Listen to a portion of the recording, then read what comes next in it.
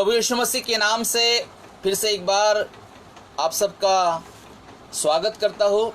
आज की सुबह अनम्यूट करना मानता हूँ।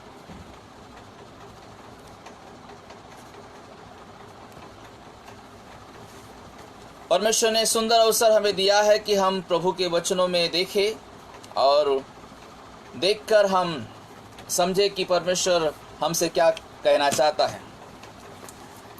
बाइबल का परमेश्वर एक सच्चा परमेश्वर है। वो प्रतिज्ञाओं को करने वाला परमेश्वर है, वो वायदों का परमेश्वर है। और हम जब भी हमारे जीवन पर ऐसी परेशानियां या विपत्तियां आती है, हम एनालाइज करते हैं, हम ढूंढने का प्रयास करते हैं कि परमेश्वर ने हमारे लिए क्या रख छोड़ा है।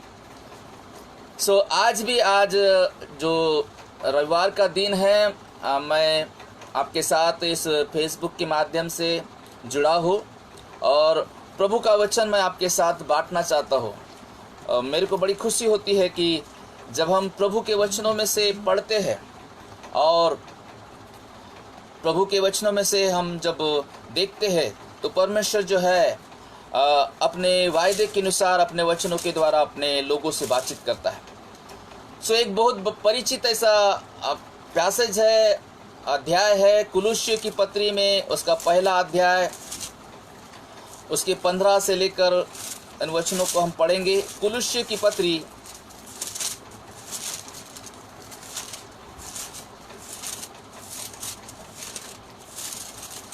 पवित्र बाइबल में नया नियम में कुलुस्सी की पत्री हमको फिलिप्पी की पत्री की बात मिलती है। उसका पहला अध्याय, उसका 15 पद से लेकर 23 पद तक हम पढ़ेंगे। बड़ा लंबा पैसेज है, लेकिन इसमें जो है एक संदेश मैं आज के दिन आपको बांटना चाहता हूँ। वह तो अदृश्य परमेश्वर का प्रतिरूप और सारी सृष्टि में पहलौठा है, क्योंकि उसी में सारी वस्तुएं की सृष्टि हुई, स्वर्ग की हो अथवा पृथ्वी की, देखी या अनदेखी, क्या सिंहासन, क्या प्रभुताएं, क्या प्रधानताएं, क्या अधिकार, सारी वस्तुएं यीशु के द्वारा और उसी के लिए सृजी गई। वही सब वस्तुएं में प्रथम है और सब वस्तुएं उसी में स्थिर रहती है।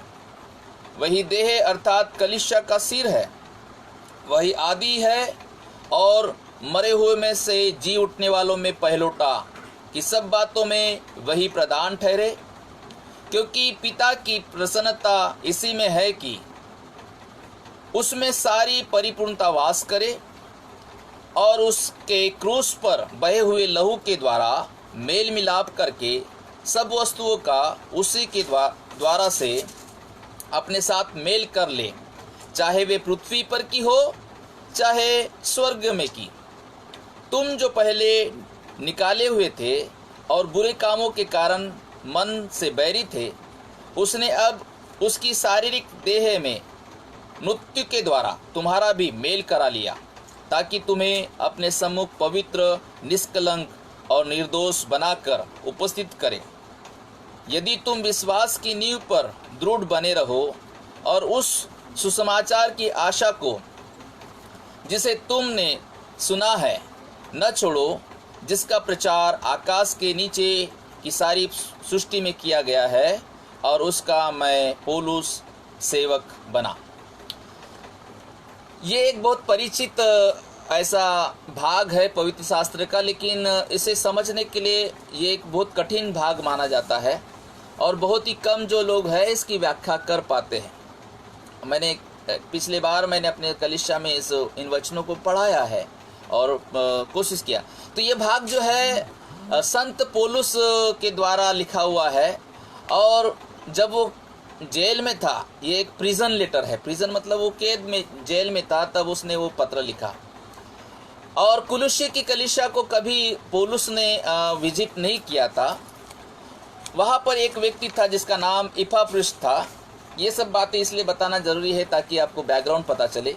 इपाफ्रुस था, उसके द्वारा उसने ये पत्री को भेजा और उसको मालूम पड़ा उसके द्वारा कि कुलुस्सी की कलीसिया में क्या प्रॉब्लम्स है, क्या समस्याएं हैं, और उस समस्याओं को सुलझाने के लिए वो ये पवित्री लिखता है उस कलीसिया में जो प्रॉब्लम थी उसके लिए।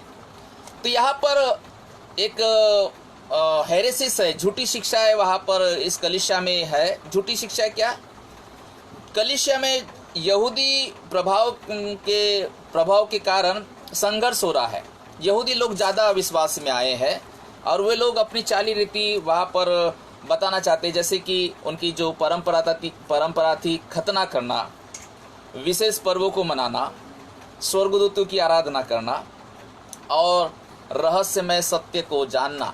ये सारी बातें ये यहूदी लोग जो है जिसको ज़्यादा महत्व देते थे और इस प्रकार से वहाँ पर समस्या आई थी और वो लोग जो है धर्म विधियों पर ज़्यादा महत्वपूर्ण देते थे।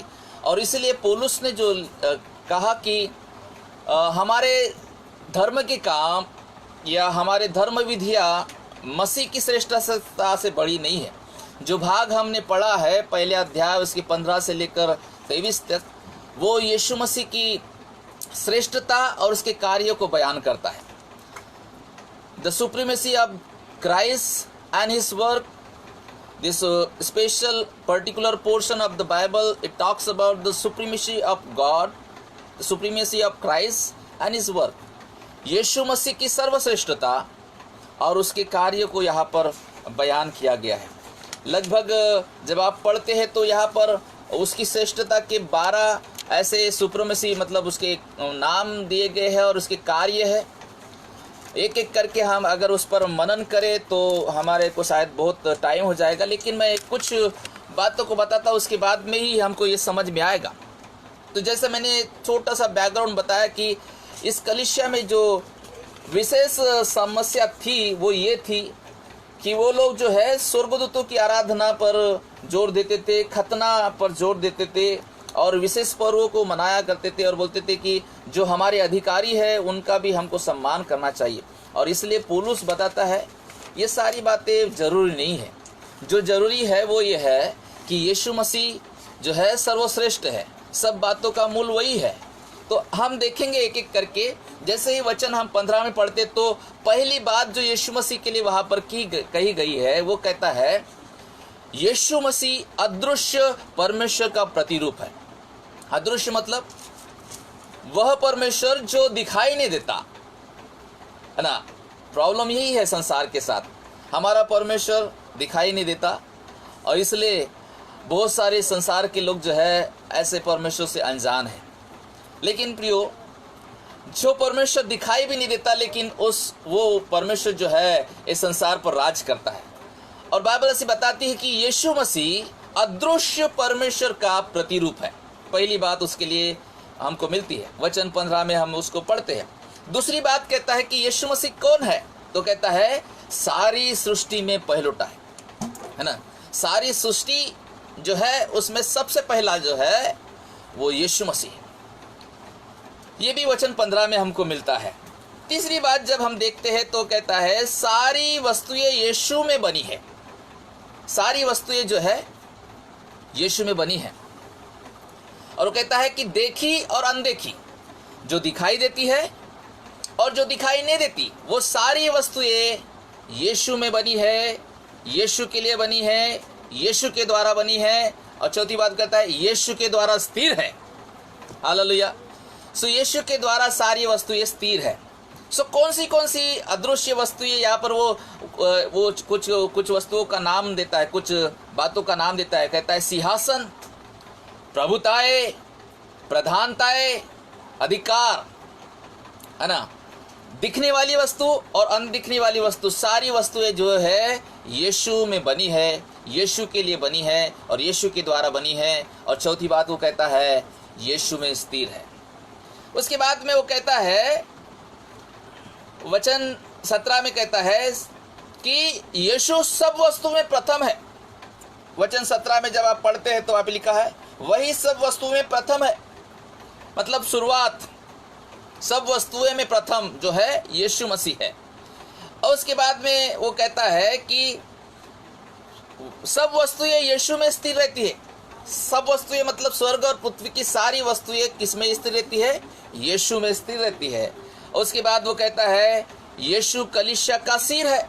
वचन 18 में लिखा है यीशु कलीसिया का सिर है। हम जो लोग विश्वास करने वाले लोग हैं, सारे संसार में जितने विश्वास करते हैं यीशु मसीह में, वो उसकी देह है, कलीसिया है, और यीशु मसीह उसका सिर है। हेड जो है वो यीशु मसीह है ना। और उसके बाद में वो कहता है कि यीशु आदि है ना।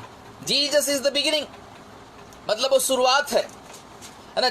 सब कुछ यीशु के द्वारा शुरू हुआ है। लेकिन जब कुछ लोग जो बाइबल को इतना गहराई से नहीं जानते, जब वो पढ़ते हैं तो नया नियम में उनको पता चलता है कि एक कुंवारी गर्भवती है, तो बोलते हैं कि यीशु की शुरुआत वहाँ से हुई है। लेकिन ऐसा नहीं है। बाइबल से बताती है कि यीशु मसीह आदि और अंत है, वो अल्फा और मेगा है, वो शुरुआत है। सारी बातों की शुरुआत यीशु के द्वारा हुई है। जैसे कि यूहन्ना लिखता है, आदि में वचन था। सो ये वचन जो है वो यीशु मसीह है, जो आदि से था। आदि शुरुआत कब हुई हमको नहीं मालूम, लेकिन शुरुआत वहीं से हुई, यीशु से हुई सब बातों की शुरुआत।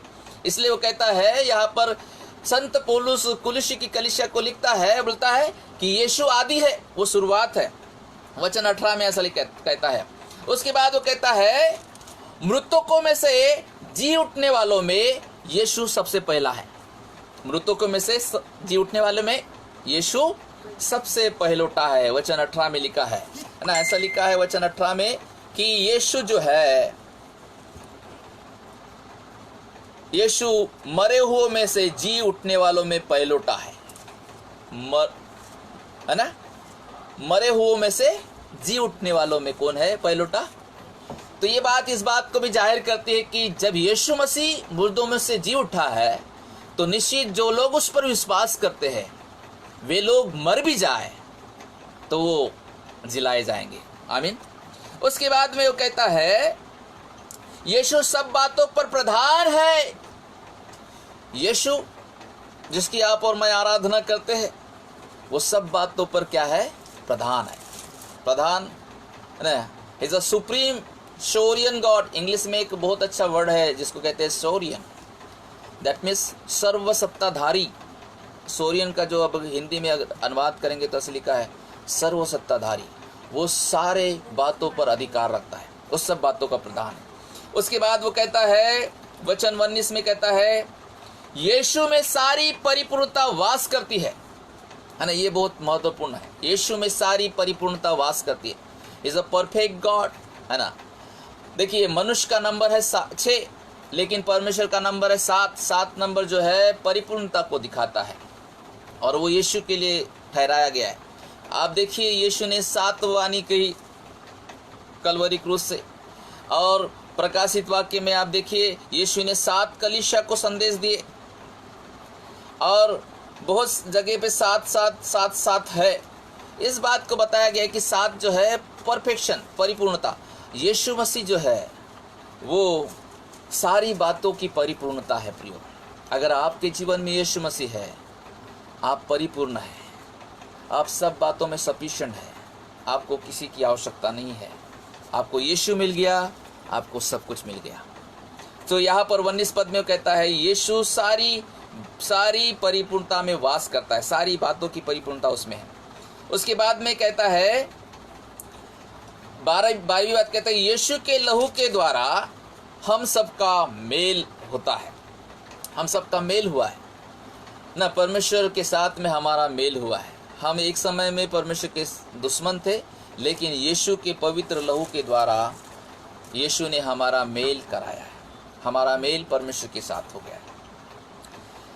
सो पृथ्वी और स्वर्ग की सारी बातों का मेल जो है वो यीशु के लहू के द्वारा होता है। ऐसा लिखा है 20 पद में लिखा है। मैं जब आपके लिए वो पढ़ता हूँ तो ऐसा लिखा है, उसके क्रूस पर बहे हुए लहू के द्वारा मेल मिलाप करके सब वस्तुओं का उसी के द्वारा से अपने साथ मेल कर ले। तो सारे वस्तुओं का मेल उसने अपने लहू के द्वारा कर लिया है।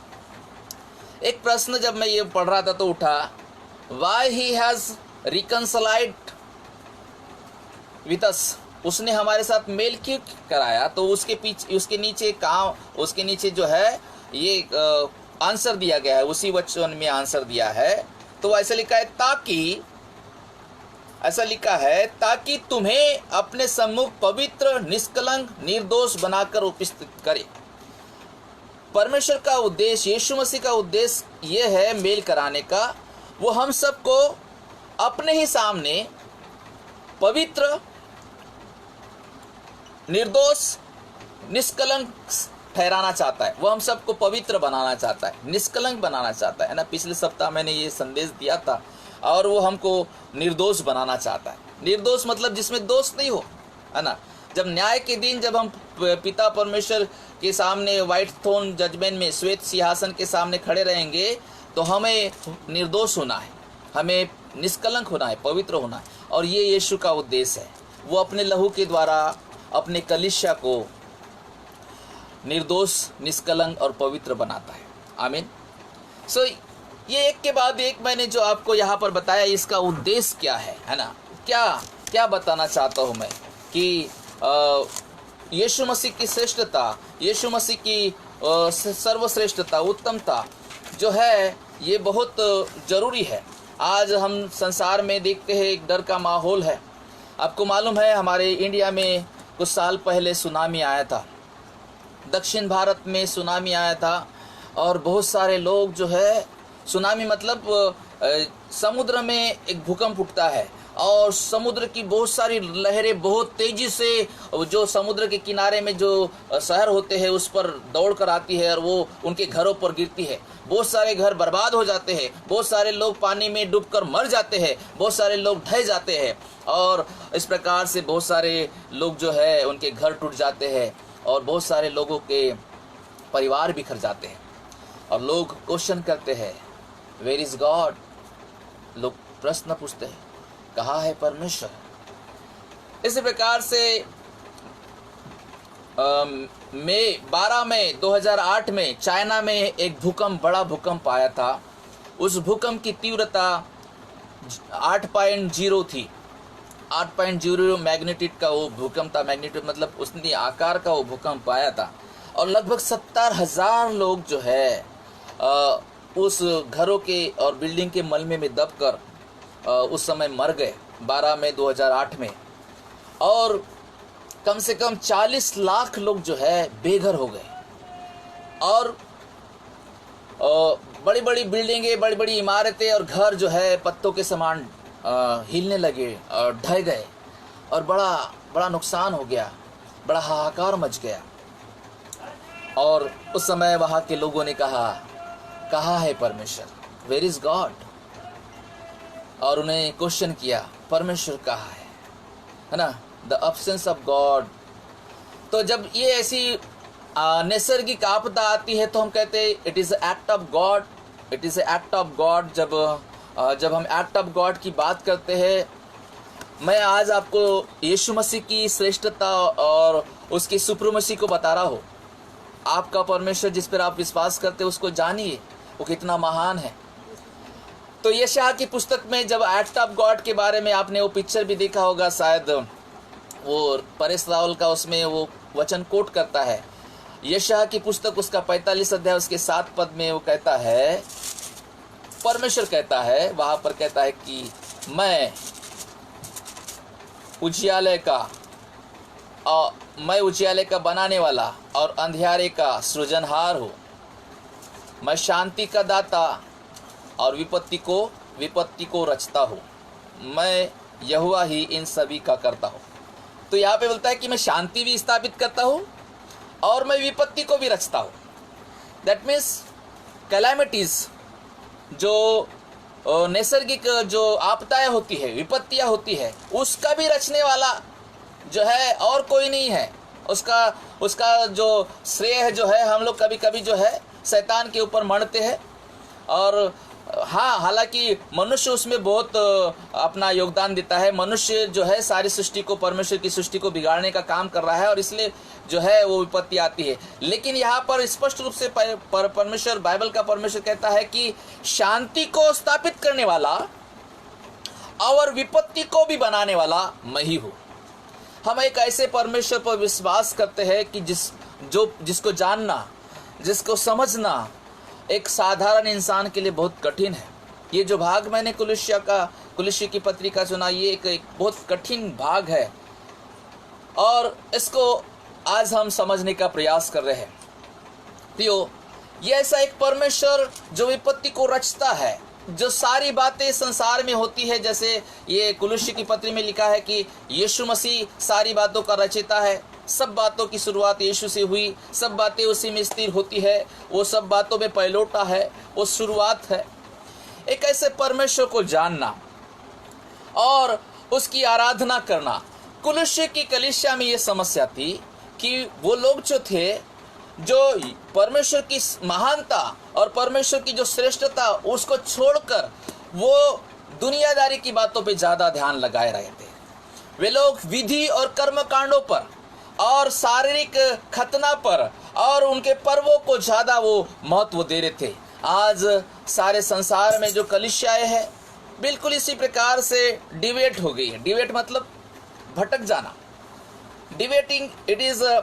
डिवेटिंग from the purpose of god. वो परमेश्वर के जो मेन उद्देश्य है उससे भटक गई है और उसके पीछे, उसके कारण जो है ये परमेश्वर का क्रोध बार बार लोगों पर भड़कता है और परमेश्वर जो है अपनी सर्वश्रेष्ठता कायम करने के लिए कई बार संसार में ऐसी उथल पुथल करता है। आज वो समय आया है कि सारा संसार डरा हुआ है, उथल पुथल हो रही है।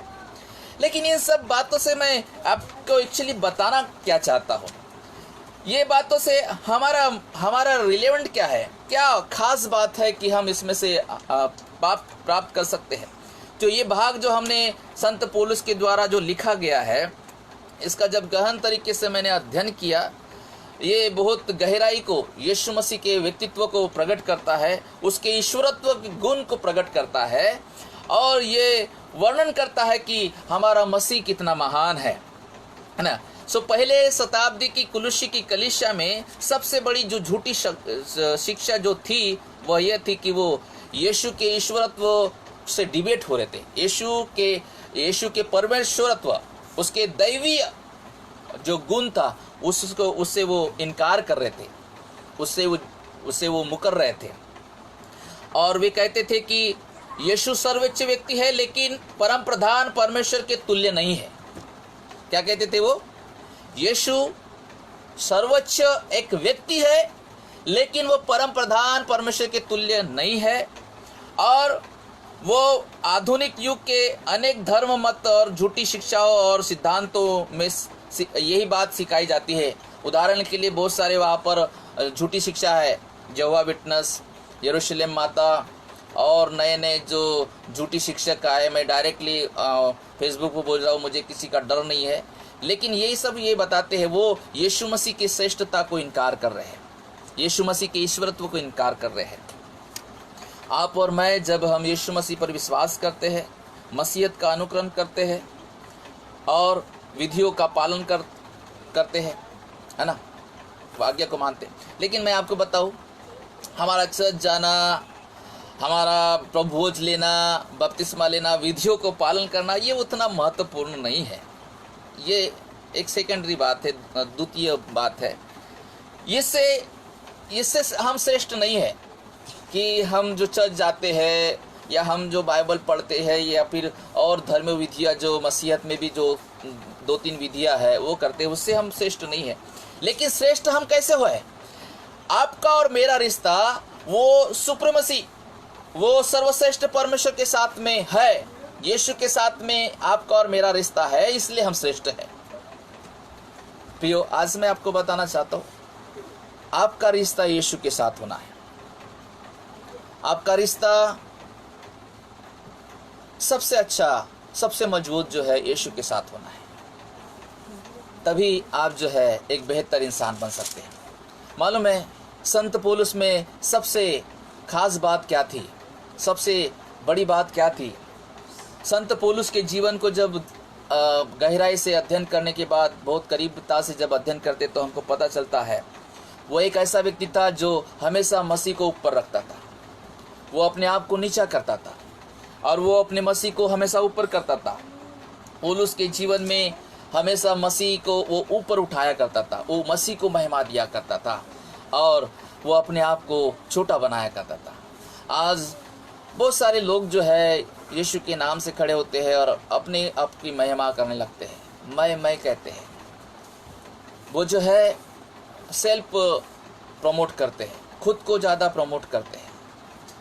शायद कभी कभी मैं भी ऐसा ही करता होगा। ये फेसबुक के माध्यम से आने के द्वारा मेरा ये मकसद नहीं है। मैं ये चाहता हूँ कि संदेश लोगों तक पहुँचे, हमारे विश्वासियों तक पहुँचे, लेकिन बहुत सारे लोग, अधिकांश लोग जो है ऐसा करते हैं।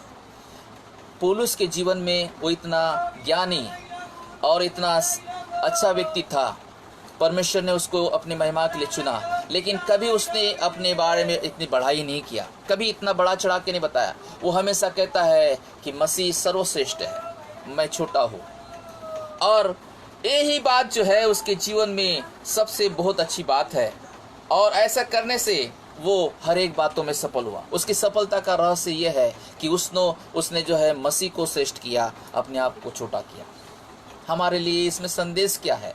हमारे लिए संदेश यह है कि हम अपने बातों से, अपने कामों से, अपने रिश्तों से और अपने कार्यों से मसीह को ऊंचा करें। उस सर्वशक्तिमान परमेश्वर, अदृश्य परमेश्वर के प्रतिरूप को महिमा दे, उसको आदर दे और उसके साथ में रिश्ता बनाए। मसीहत जो है ये कोई रिलीजन नहीं है। मैं आपको फिर से बताऊं, ये मसीहत जो है यीशु मसीह के साथ एक सच्चा रिश्ता है। यानी यीशु ने कहा, तुम मुझ में और मेरी बातें तुम में बनी रहे, तो जो तुम चाहो वो मांगो, मैं तुम्हें दूंगा। मसीह की बातें हमारे जीवन में बनी होना चाहिए। मसीह की श्रेष्ठता, जब आप लोगों से व्यवहार करते हैं, बातचीत करते हैं, आप किसको ऊंचा करते हैं? आप किसके बारे में बयान करते हैं? आप किसके बारे में चर्चा करते हैं?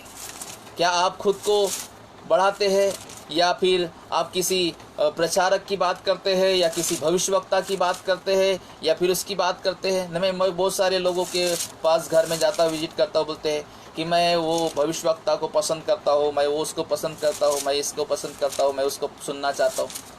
सब लोगों ने, जैसा पवित्र शास्त्र में लिखा है, सब लोगों ने अपने अपने लिए जो है अपने अपने हिसाब से, अपने मनपसंद से भविष्यवक्ताओं को और प्रचारकों को चुन लिया है, जो उनके हिसाब से बोलते हैं।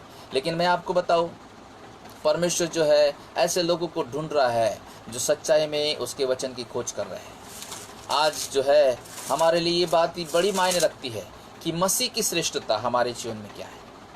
आपने कितना जाना है यीशु को, है ना? पहली शताब्दी कलीसिया में एक झूठी शिक्षा जो उस समय में क्रिएट हुई, इसको कहते हैं नाइसिन क्रीड, उसको कहते हैं, उस झूठी शिक्षा को एरियन कंट्रोवर्सी। एरियन कंट्रोवर्सी क्या हुई थी? यह एक 300वीं शताब्दी में हुआ। ये पहली झूठी शिक्षा जो कलीसिया में आई, और वो हेरेसी, चर्च की झूठी शिक्षा इस प्रकार थी। वहाँ पर एक व्यक्ति था जो बिशप था, बिशप ऑफ अलेक्जेंड्रिया नाम का एक शहर था, वहाँ का वो बिशप था। तो उसने इस प्रकार की झूठी शिक्षा को लाया था। कौन सी झूठी शिक्षा को लाया था? कि मसीह जो है केवल एक व्यक्तित्व है, वो ईश्वरत्व नहीं है। और वहाँ के जो चर्च काउंसिल थे, जो चर्च का समिति थी, उसने उसका विरोध किया, उसको नकारा।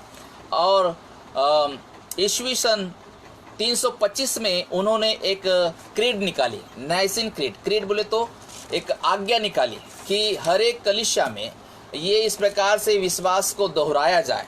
और वो आज भी हम मेथोडिस्ट अलायंस में वो जो वचन दोहराते हैं, उसको हम देखते हैं कि वो इस प्रकार से कहते हैं, हम प्रभु यीशु मसीह पर विश्वास करते हैं, जो पिता का इकलौता बेटा है। हम पवित्र आत्मा पर विश्वास करते हैं, हम स्वर्गीय पिता पर विश्वास करते हैं। और इस प्रकार से वो विश्वास को प्रोफेस करते हैं, हर बार दोहराते हैं।